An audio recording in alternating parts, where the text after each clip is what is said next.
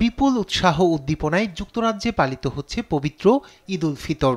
স্থানীয় সময় রোববার সকালে পশ্চিম লন্ডনে নিজের ঘরের পাশে কিংস্টনেই বরাবরের মতোই জনতার কাতারে হাজির হয়ে ঈদের নামাজ আদায় করেন বিএনপির ভারপ্রাপ্ত চেয়ারম্যান তারেক রহমান।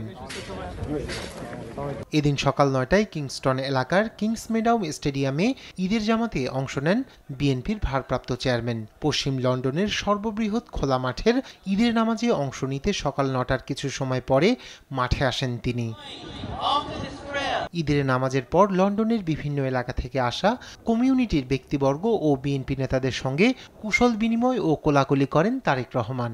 এ সময় তারেক রহমানের পাশে ছিলেন বেগম জিয়ার ব্যক্তিগত চিকিৎসক ডক্টর এজেড জাহিদ হোসেন ও যুক্তরাজ্য বিএনপির সভাপতি এম মালেক। এছাড়াও সেখানে আগে থেকেই উপস্থিত ছিলেন বিএনপির বেশ কিছু নেতাকর্মী। বিএনপি চেয়ারপারসনের উপদেষ্টা হিসাবে অফিসিয়ালি আপনাদেরকে বেগম খালেদা জিয়া এবং দেশনায়ক তারেক রহমানের ঈদের শুভেচ্ছা সারা বিশ্বের বাংলা ভাষাভাষী মানুষের জন্য ঈদের শুভেচ্ছা জানাচ্ছি। এদিকে ঈদ উল ফিতর উপলক্ষে জাতিকে শুভেচ্ছা জানিয়ে বিএনপির ভারপ্রাপ্ত চেয়ারম্যান তারেক রহমান বলেছেন, রক্তক্ষয়ী গণ অভ্যুত্থানের মধ্য দিয়ে ১.৫ দশকের ফ্যাসিবাদী শাসনের পতন ঘটেছে।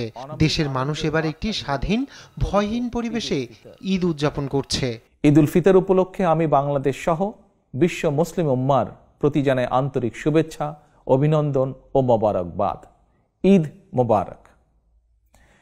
প্রিয় দেশবাসী, বীর জনতার রক্তক্ষয়ী গণ অভ্যুত্থানের মাধ্যমে ফ্যাসিবাদের পতন ঘটিয়ে দীর্ঘ ১.৫ দশক পর গুম খুন অপহরণের ভয়হীন স্বাধীন সার্বভৌম এক গণতান্ত্রিক পরিবেশে দেশের আপামর জনগণ এবছর পবিত্র ঈদ উল ফিতর উদযাপন করছেন।